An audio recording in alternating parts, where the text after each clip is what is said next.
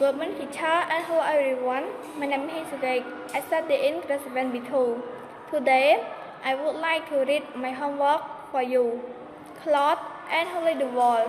This is a photograph of Cloth and Holy the Wall from Montreal in Canada. They are on holiday in New York City. Holy is from Canada and Cloth is from France. They are married. Holy is a teacher.